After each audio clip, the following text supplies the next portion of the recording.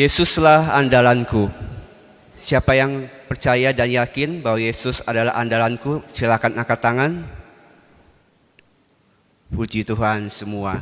Ya, sebagai umat Katolik kita harus percaya bahwa Yesus adalah sungguh andalan hidup kita. Selamat sore Bapak Ibu, dan terima kasih untuk sudah mengangkat tangannya. Jadi hari ini kita merayakan Minggu Paskah yang kedua, dan kita semua merayakan Hari Raya Kerahiman Ilahi. Apa artinya kerahiman ilahi?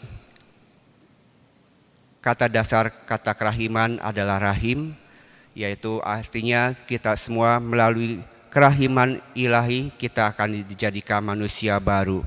Oleh karena kebaikan Tuhan, karena belas kasihan Tuhan, dan karena pengampunan Tuhan. Itulah pesan dari Minggu Kerahiman Ilahi. Karenanya kalau kita lihat gambar kerahiman ilahi, apa yang kita lihat? Gambar Yesus kerahiman ilahi, kita akan melihat ada cahaya terang berwarna merah dan putih. Jadi hal ini melambangkan atau mengingatkan kita akan darah dan air yang mengalir dari lambung Yesus pada saat ia ditikam di kayu salib. Jadi kalau kita ingat, minggu lalu kita merayakan hari Jumat Agung ketika Yesus terentang di kayu salib, serdadu menikam lambungnya dan darah dan air keluar dari lambungnya. Dan kini kita boleh merayakan Paskah, Injil hari ini kembali mengingatkan kita akan luka-luka itu. Luka pada bekas lambung Yesus yang ia tunjukkan kepada para muridnya, terutama kepada Thomas yang kurang percaya. Jadi apa artinya bagi kita yang hadir di sini, bahwa kita pun jangan takut kalau kita ini pernah punya luka, baik luka yang sudah sembuh walaupun masih dalam proses penyembuhan. Karena apa? Karena setiap luka yang ada dalam diri kita, maupun fisik maupun sakit hati atau luka batin kita, ingin mengingatkan kita bahwa kita ini masih manusia. Syukur kalau kita ini masih manusia, yang artinya bahwa kita ini masih hidup, yang masih bisa terluka. Tapi kita juga jangan terlena dengan setiap luka, baik luka seperti luka fisik yang berusaha untuk kita sembuhkan, sama halnya apabila kita ini punya sakit hati, punya luka batin.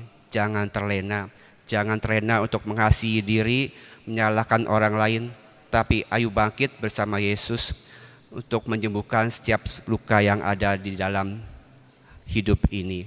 Dan syukur pada Tuhan kalau hari ini kita boleh menyaksikan pembaruan janji perkawinan dari saudara-saudari kita, dari Bapak Ibu kita yang hadir di sini, yang boleh merayakan ulang tahun perkawinannya pada bulan ini. Selamat kepada Bapak dan Ibu. Ya, jadi saya lihat pasti ini umur perkawinannya kira-kira sudah lebih dari 20 tahun ya. Dan kalau kita tanya kepada mereka, apakah mereka ini punya luka yang disebabkan oleh pasangan mereka? Ada enggak Bapak Ibu? Iya, pasti ya. Saya juga masih punya orang tua, syukur mereka masih diberi kesehatan, dan tahun ini mereka merayakan ulang tahunnya yang ke-45 tahun. Jadi saya ini bisa dibilang saksi hidup dari bagaimana kedua orang tua saya ini belajar untuk setiap hari saling mengampuni, dan ini tidak mudah Bapak Ibu. Dan tapi walaupun tidak mudah, mereka ini berjuang, mereka ini berdoa, dan akhirnya mereka pun dengan jatuh bangun mereka mau saling mengampuni, dan ini berdampak kepada saya bahwa menyadarkan saya bahwa Tuhan itu sungguh baik. Jika saya bisa berdiri di sini adalah bukti cinta dari orang tua saya yang mau belajar mengampuni hari demi hari dan juga mau memaafkan. Jadi ini juga undangan buat kita semua bahwa ya kita semua manusia biasa, kita masih bisa terluka secara fisik dan juga secara batin, tapi ayo bangkit bersama Tuhan karena Yesus adalah andalanku.